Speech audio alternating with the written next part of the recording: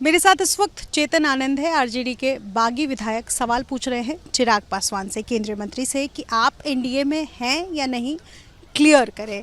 ये मसला क्यों उठा है, मैं बातचीत करूंगी। खुद चेतन इस वक्त मौजूद है, आप विधानसभा में हैं, और हुआ क्या दरअसल ये मैं जानना चाहती हूँ। देखिए, अभी से कुछ दिन पहले आनंद मोहन जी ने एक प्रश्न भी किया था और साथ ही साथ हिदायत भी दिया था कि जहाँ पर आपका रिक्वायरमेंट होता है उधर आपको जाना चाहिए एज ए लीडर। इस बात में ऐसी कोई भी चीज़ नहीं थी जो चुभने लायक थी। ये एक सजेस्टिव बात की गई थी आनंद मोहन जी के द्वारा, एक सजेशन दिया गया था। एक गार्जियन होने के नाते आनंद मोहन जी ने मात्र एक सजेशन दिया। उसके बाद जो प्रतिक्रिया आई, जो उनके सांसदों ने जो बात बोली आनंद मोहन जी के हैसियत के बारे में, हमारे बारे में, 25 के चुनाव में देख लिया जाएगा और ऐसी धमकी हम लोगों को दी गई, तो ऑब्वियस सी बात है कि जब कोई सामने से ललकारे तो हम कैसे चुप रह जाएंगे। आप अगर ऐसी बातें करेंगे, जो नॉर्मल सी बात थी, जो एक सजेस्टिव बात थी, अगर एक गार्जियन ने अपने भतीजे को दे भी दिया तो इसमें कोई रकस क्रिएट वाली बात होनी नहीं चाहिए थी। उधर हो हंगामा होना नहीं चाहिए था, लेकिन हो हंगामा किया गया। पर आपने ये सवाल किया चिराग से कि आप इमामगंज में जब प्रचार चल रहा था उसमें आप नहीं शामिल होते हैं, आपके क्षेत्र में चिराग पासवान नहीं जाते हैं, उनका नाम होता है।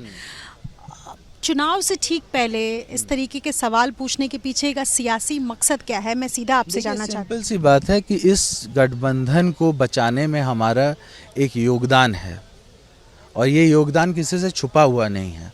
जब सरकार गिर सकती थी तो चेतन आनंद उधर से उठ करके इधर आए हैं। हमने ये सरकार बचाई है और सरकार के हेल्थ पे अगर हमको दिखेगा कि कोई आगे पीछे हो रहा है तो ये स्वाभाविक है उसको सजेस्ट करना कि उधर थोड़ा देखने की ज़रूरत है या फिर उधर सुधर जाने की ज़रूरत है। ये बोलना हमारा एक तरीके से गठबंधन धर्म भी है। और साथ ही साथ मैं ये बता देना चाहता हूँ कि ये बात अगर आप उस पूरे स्टेटमेंट को देखिएगा जो आनंद मोहन जी ने दिया, उसमें सीधा उन्होंने ये बोला था कि इमामगंज में बहुत ज़्यादा ज़रूरत थी। इमामगंज में जो इस तरीके से आपको जो हमारे कैंडिडेट थे जो जनसुराज से खड़े हुए थे, तो उनके पीछे एक बड़ा तबका, और ख़ास तौर पे ऐसा तबका जो आपके कोर वोटर्स हैं, वो उस तरफ जा रहे थे और उधर आपका नहीं जाना, जहाँ पर डायर सिचुएशन था, बहुत ही ज़रूरत थी उस समय, एनडीए के मान सम्मान की बात थी, तो वहाँ पर चिराग पासवान को जाना चाहिए था। ये बहुत ही सजेस्टिव तरीके से बोला गया, लेकिन इसको नेगेटिव तरीके से अगर किसी ने लिया है तो ये बहुत दुर्भाग्यपूर्ण है।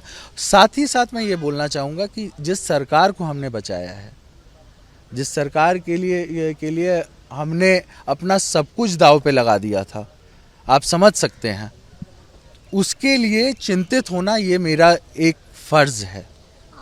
आपका ये मेंशन करना, ये बताना कि इस सरकार को आपने बचाया है, कि आपको लगता है कि सरकार खतरे में होती, सरकार टूट जाती अगर चेतन साथ नहीं देते, और इसका ग्रेटिट्यूड सरकार को देना चाहिए। नहीं, ये तो आप सभी जान रहे हैं कि उस समय अगर चेतन आनंद, नीलम देवी और प्रहलाद यादव और अन्य लोग तो बाद में आए, लेकिन उस समय अगर ये नहीं होता तो 5 विधायक तो गायब हो ही गए थे।